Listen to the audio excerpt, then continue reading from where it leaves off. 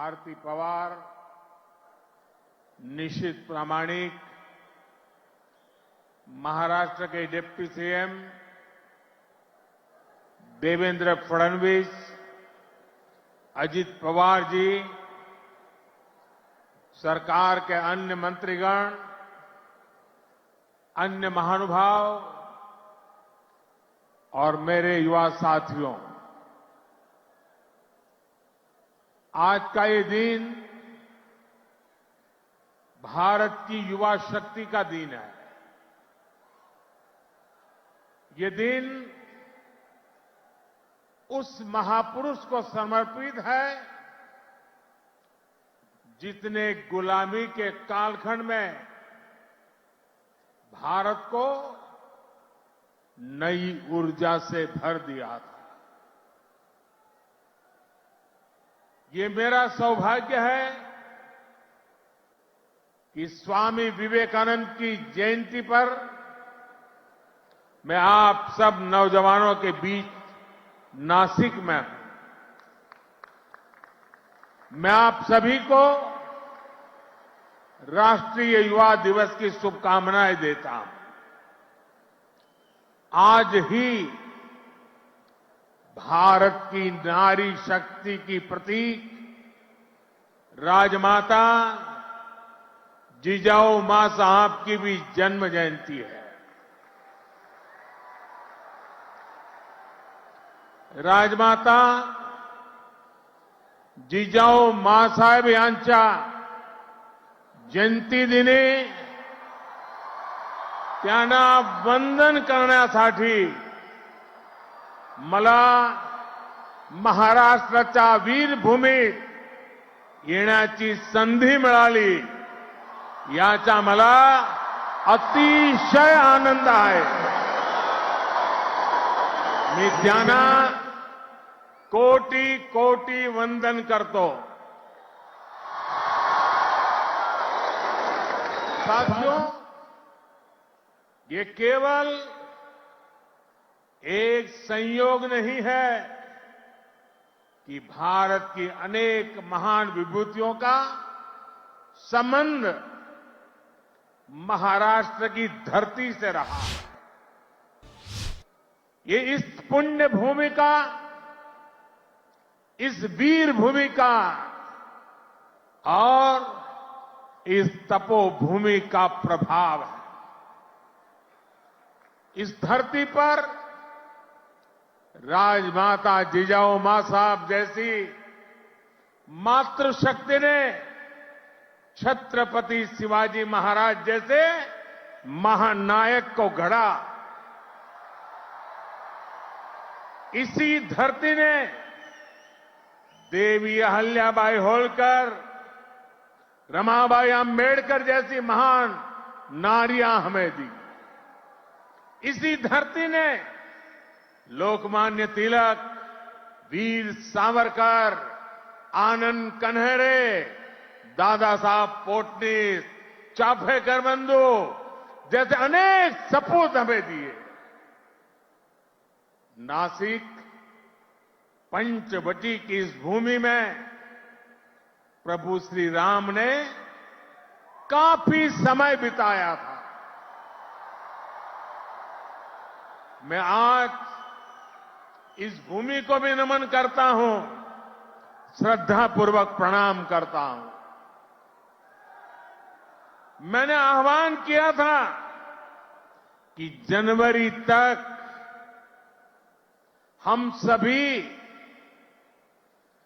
22 जनवरी तक हम सभी देश के तीर्थ स्थानों की, मंदिरों की साफ सफाई करें, स्वच्छता का अभियान चलाएं। आज मुझे कालाराम मंदिर में दर्शन करने का, मंदिर परिसर में सफाई करने का सौभाग्य मिला है। मैं देशवासियों से फिर अपना आग्रह दोहराऊंगा कि राम मंदिर में प्राण प्रतिष्ठा के पावन अवसर के निमित्त देश के सभी मंदिरों में, सभी तीर्थ क्षेत्रों में स्वच्छता अभियान चलाएं, अपना श्रमदान करें।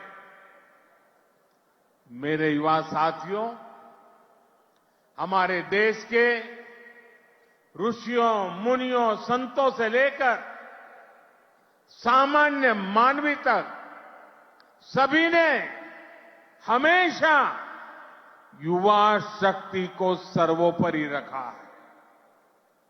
श्री अरविंद तो कहते थे कि अगर भारत को अपने लक्ष्य पूरे करने हैं तो भारत के युवाओं को एक स्वतंत्र सोच के साथ आगे बढ़ना होगा।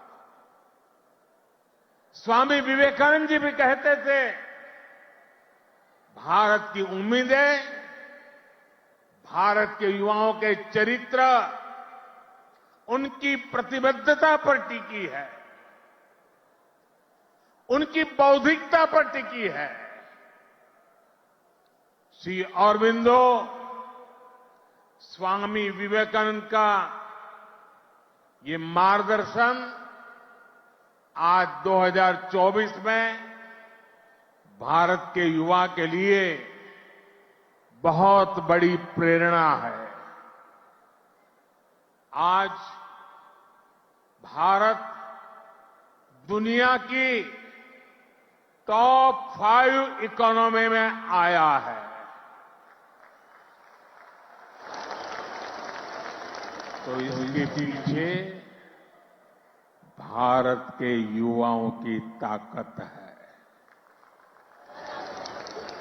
आज भारत दुनिया के टॉप 3 स्टार्टअप इकोसिस्टम में आया है, तो इसके पीछे भारत के युवाओं की ताकत है। आज भारत एक से बढ़कर एक इनोवेशन कर रहा है। आज भारत रिकॉर्ड पेटेंट फाइल कर रहा है। आज भारत दुनिया का बड़ा मैन्युफैक्चरिंग हब बन रहा है।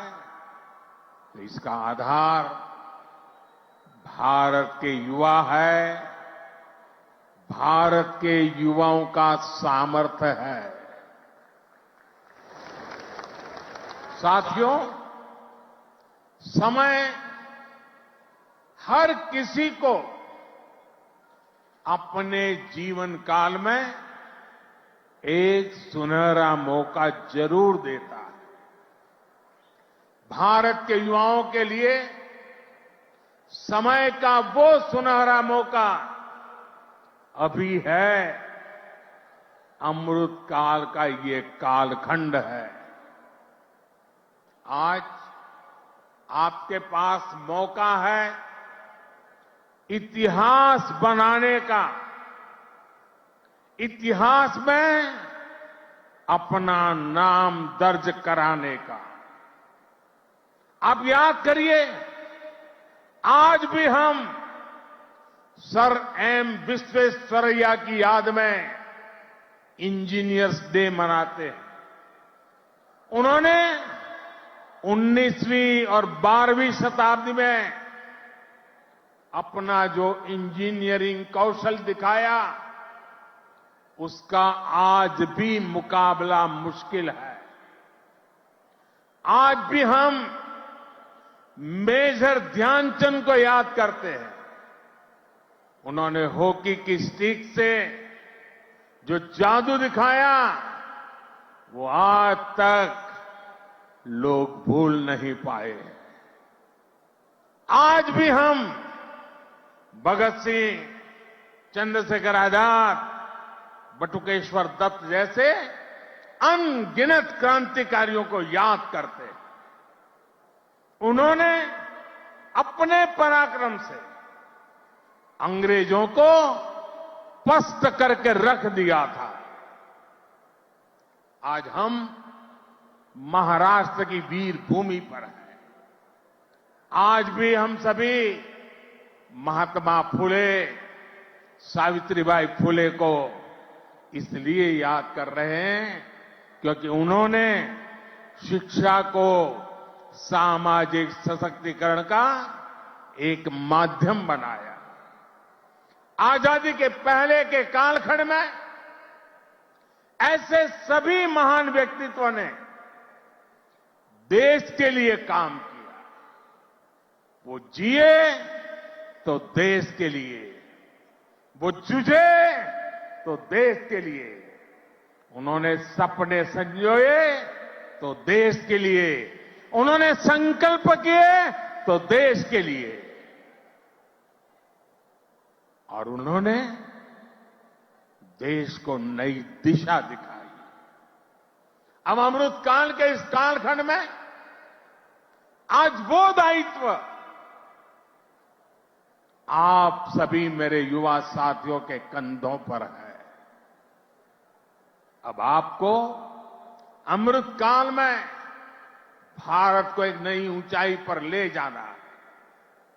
आप ऐसा काम करिए कि अगली शताब्दी में उस वक्त की पीढ़ी आपको याद करे, आपके पराक्रम को याद करे। आप अपने नाम को भारत और पूरी दुनिया में, दुनिया के इतिहास में स्वर्ण अक्षरों में लिख सकते हैं।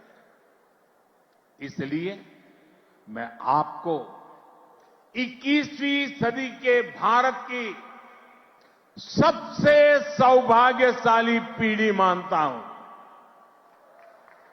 मैं जानता हूं आप ये कर सकते हैं। भारत के युवा ये लक्ष्य हासिल कर सकते हैं। मेरा सबसे ज्यादा भरोसा आप सभी पर है, भारत के युवाओं पर है। मैं मेरा युवा भारत संगठन से जिस तेजी के साथ देश के कोने कोने में युवा जुड़ रहे हैं, उससे भी बहुत उत्साहित हूं। मेरा युवा भारत, माय भारत संगठन की स्थापना के बाद ये पहला युवा दिवस है। अभी संगठन को बने 75 दिन भी पूरे नहीं हुए हैं और 1 करोड़ 10 लाख के आसपास युवा इसमें अपना नाम रजिस्टर करा चुके हैं। मुझे विश्वास है आपका सामर्थ्य, आपका सेवा भाव देश को, समाज को नई ऊंचाई पर ले जाएगा। आपका प्रयास, आपका परिश्रम युवा भारत की शक्ति का पूरी दुनिया में परचम लहराएगा। मैं माय भारत संगठन में रजिस्टर कराने वाले सभी युवाओं का आज विशेष अभिनंदन करता हूं। और मैं देख रहा हूं माय भारत में रजिस्ट्रेशन में हमारे युवा और हमारी युवतियां दोनों के बीच में कंपटीशन चलती है, कौन ज्यादा रजिस्ट्री करवाए। कभी युवक आगे निकल जाते हैं, कभी युवतियां आगे निकल जाती हैं। बड़ी जोरों की स्पर्धा चल रही है। साथियों, हमारी सरकार को अब 10 साल हो रहे हैं। इन 10 वर्षों में हमने पूरा प्रयास किया है कि युवाओं को खुला आसमान दें, युवाओं के सामने आने वाली हर रुकावट को दूर करें। आज चाहे शिक्षा हो, रोजगार हो, एंटरप्रेन्योरशिप या इमर्जिंग सेक्टर्स हो, स्टार्टअप्स हो, स्किल्स या स्पोर्ट्स हो, देश के युवाओं को सपोर्ट करने के लिए हर क्षेत्र में एक आधुनिक, डायनेमिक इकोसिस्टम तैयार हो रहा है। आपको 21वीं सदी की आधुनिक शिक्षा देने के लिए नई राष्ट्रीय शिक्षा नीति लागू की गई है। युवाओं के लिए अब देश में आधुनिक स्किलिंग इकोसिस्टम भी तैयार हो रहा है। हाथ के हुनर से कमाल करने वाले नौजवानों की मदद के लिए पीएम विश्वकर्मा योजना शुरू की गई है। पीएम कौशल विकास योजना की मदद से करोड़ों युवाओं को स्किल से जोड़ा गया है। देश में नए आईआईटी, नए एनआईटी लगातार खुलते जा रहे हैं। आज पूरी दुनिया भारत को एक स्किल्ड फोर्स के रूप में देख रही है। विदेश में हमारे युवा अपना कौशल दिखाया पाए, इसके लिए सरकार विदेश जाने वाले युवाओं को ट्रेनिंग भी दे रही है। France, Germany, UK, Australia, Italy, Austria जैसे अनेक देशों के साथ सरकार ने जो मोबिलिटी समझौते किए हैं, उसका बड़ा लाभ हमारे युवाओं को मिलेगा। साथियों, युवाओं के लिए नए अवसरों का आसमान खोला जाए। सरकार इसके लिए हर क्षेत्र में पूरी शक्ति से काम कर रही है। देश में ड्रोन सेक्टर के लिए नियम सरल बनाए गए हैं। सरकार आज एनिमेशन, विजुअल इफेक्ट्स, गेमिंग और कॉमिक सेक्टर्स को प्रमोट कर रही है। एटॉमिक सेक्टर, स्पेस और मैपिंग सेक्टर को भी खोला गया है। आज हर क्षेत्र में पिछली सरकारों से 2 गुनी, 3 गुनी रफ्तार से काम किया जा रहा है। ये जो बड़े बड़े हाईवे बन रहे हैं, वो किसके लिए है? आपके लिए, भारत के युवाओं के लिए। ये जो नई नई वंदे भारत ट्रेनें चल रही है, वो किसकी सहूलियत के लिए? आपके लिए, भारत के युवाओं के लिए। हमारे लोग विदेश जाते थे, वहां के पोर्ट, वहां के एयरपोर्ट देखकर सोचते थे कि भारत में ऐसा कब होगा। आज भारत के एयरपोर्ट्स दुनिया के बड़े से बड़े एयरपोर्ट का मुकाबला कर रहे हैं। कोरोना के समय आपने देखा है, विदेशों में वैक्सीन के सर्टिफिकेट के नाम पर कागज थमाया जाता।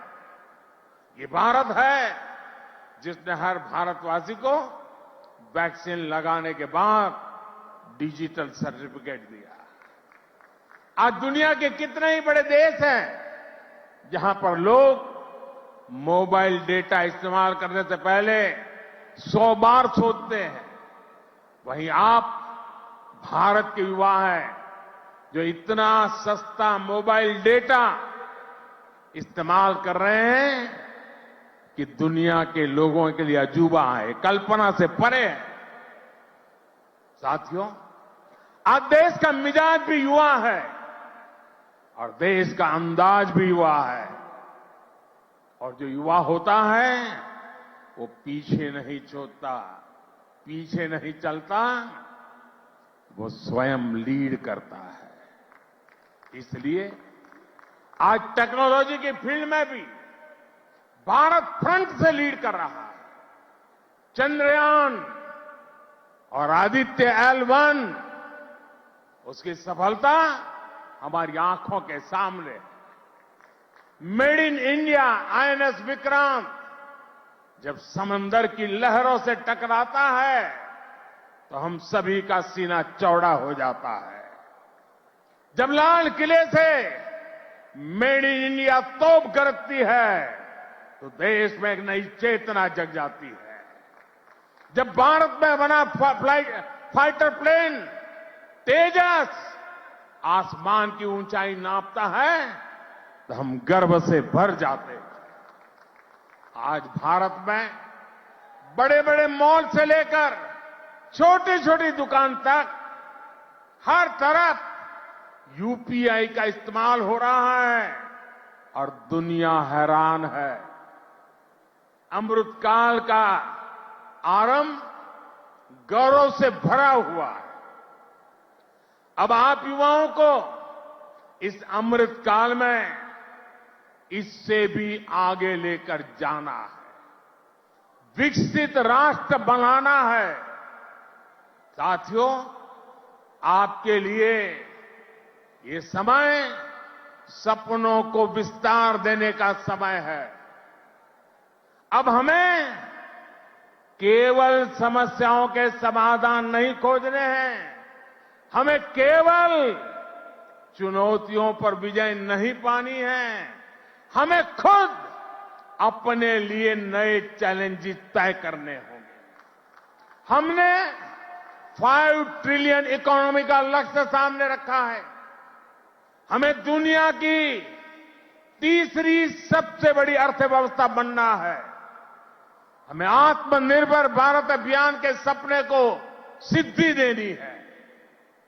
हमें सर्विसेज और आईटी सेक्टर की तरह भारत को विश्व का मैन्युफैक्चरिंग हब भी बनाना है।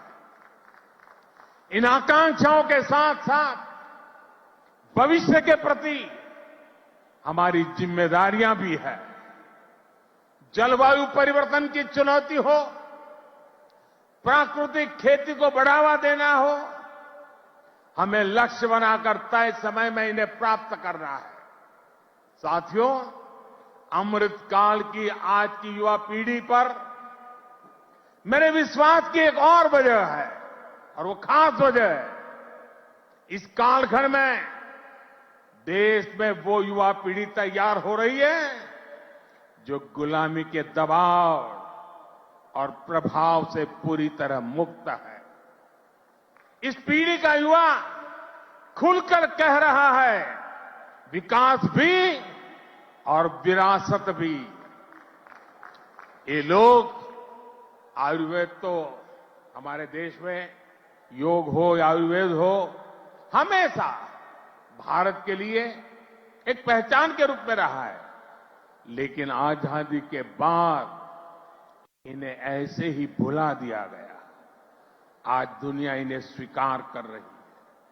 आज भारत का युवा योग आयुर्वेद का ब्रांड एम्बेसडर बन रहा है।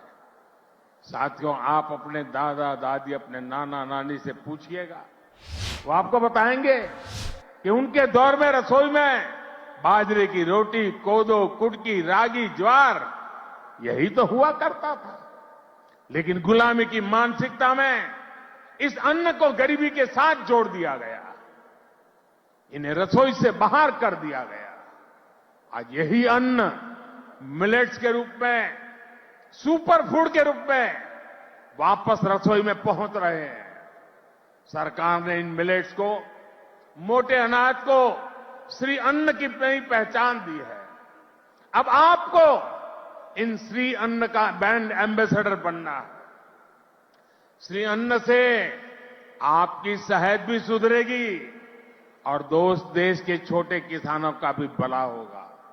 साथियों, आखिर में एक बात राजनीति के माध्यम से देश की सेवा की भी करूंगा। मैं जब भी ग्लोबल लीडर्स या इनोवेटर से मिलता हूं तो इनमें मुझे एक अद्भुत आशा दिखती है। इस आशा की, इस आकांक्षा की एक वजह है डेमोक्रेसी, लोकतंत्र। भारत मदर ऑफ डेमोक्रेसी है, लोकतंत्र की जननी है। लोकतंत्र में युवाओं की भागीदारी जितनी अधिक होगी, राष्ट्र का भविष्य उतना ही बेहतर होगा। इस भागीदारी के कई तरीके हैं। अगर आप सक्रिय राजनीति में आते हैं तो आप परिवारवाद की राजनीति के प्रभाव को उतना ही कम करेंगे।